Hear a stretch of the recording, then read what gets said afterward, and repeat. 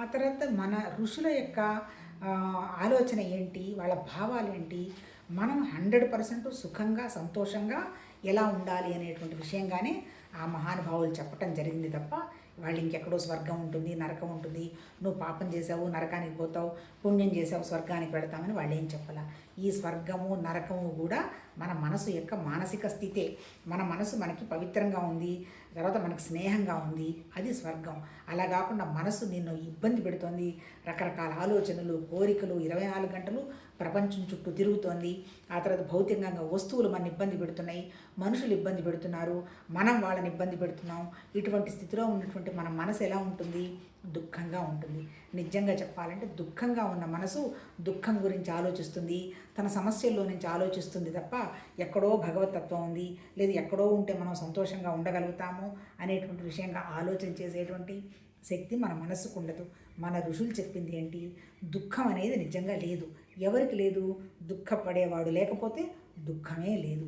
అంటే ఎప్పుడైతే నువ్వు దుఃఖపడేవాడు లేనటువంటి స్థితిలో నీ మానసిక స్థితి ఉంటుందో అప్పుడు అసలు హయ్యెస్ట్ థింగ్ ఏంటి, సత్యం ఏంటి, అసత్యం ఏంటి అనేటువంటిది విచారణకి మొదలు పెడతావు. మరి ఎలా ఉండగలగలబ్బా నేను దుఃఖం లేకుండా అనే దానికోసమే భగవద్గీతలో ఆ మహానుభావులు చెప్పింది ఏంటంటే కర్మయోగం, భక్తి యోగం, తర్వాత ధ్యాన యోగం, అది రాజయోగం అందాం, ఆ తర్వాత లాస్ట్లో జ్ఞానయోగం అన్నాడు. జ్ఞానం అనేది అల్టిమేట్. ఎందుకు? నీకు ఏ అనుభవం రావాలన్నా జ్ఞానం ఉంటేనే అనుభవం వస్తుందప్ప, లేకపోతే రాదు. మామిడి పండు బాగుంటుంది, ఫ్లేవర్గా ఉంది అనేటువంటి విషయం ఎలా తెలుస్తుంది నాకు? నాకు ఆ మామిడి పండుకు సంబంధించినటువంటి జ్ఞానం నా మనసులో ఉంది కాబట్టి. అంటే అర్థం ఏంటి?